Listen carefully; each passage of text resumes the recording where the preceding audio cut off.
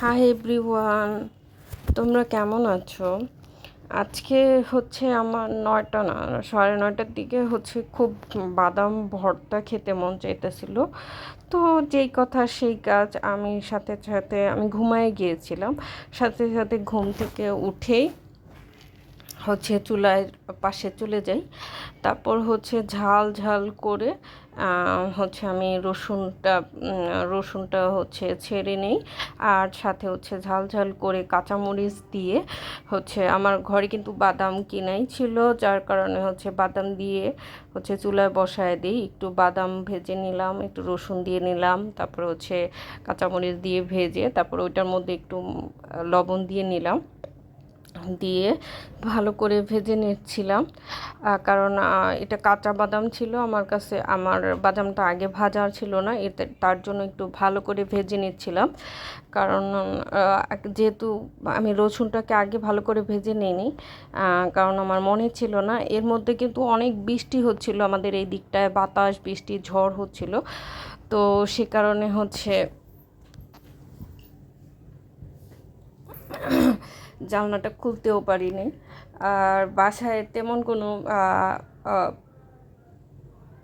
আজকে হচ্ছে কালকে আমি রাতে প্রিপারেশন করে রান্না করে রেখেছিলাম, কিন্তু সকালে আমি একটু বাজার করতে বেরোইছিলাম বাসায়। এবার আমি মান্থলি বাজার করতে পারি নাই, খুব অসুস্থতার কারণে, যার কারণে বাসায় অনেক রকমের বাজার ছিল না। তো এই একটু একটু করে সুস্থ হচ্ছি। আর ধরো একটু একটু করে বাজার করছি। আজকে সকালে কিছুটা বাজার করতে গিয়েছিলাম। তো এই কারণে হচ্ছে আমি বাসায় আস্তে আস্তে দেখি কি আব্বা হচ্ছে রান্না করে ফেলছে আর ডাল রান্না করে ফেলছে। আইসা তো আমি আবার আব্বারে হচ্ছে রাগাইছি যে হচ্ছে আমি কালকে রাতেই তো হচ্ছে অর্ধেক রান্না করে ফেলছি, তুমি কেন রান্না করছো? তো আর কি করার, পরে হচ্ছে এখন তো হচ্ছে এই কালকে যেই আমি রান্না করছি এটা হচ্ছে আজকে আমার হেল্পিং হ্যান্ড আসবে না। তো তাকে হচ্ছে আবার কালকে আসলে ওই খাবারটা দিয়ে দিতে হবে। আর সে বলছে হচ্ছে কোনো খাবার ফেলে দিতে না, তাকে দিয়ে দিতে। এই জন্য হচ্ছে তার জন্য ওই খাবারগুলো সব রেখে দিছি। তো আর কি করার। আর ঘরে হচ্ছে মুরগির মাংস রান্না করা ছিল, আমি এই ভর্তাটা করে মুরগির মাংস দিয়ে খেয়ে নিয়েছি। তো এই তো ভালো করে হচ্ছে ভাজা টাজা হয়ে গেল। তারপরে এটার সাথে কিন্তু আমি লেবু দিয়ে নিয়েছিলাম। আমার বাসায় হচ্ছে ধনিয়া পাতা ছিল না, আসলে ভর্তা জিনিসটা হঠাৎ করে করা হয় তো।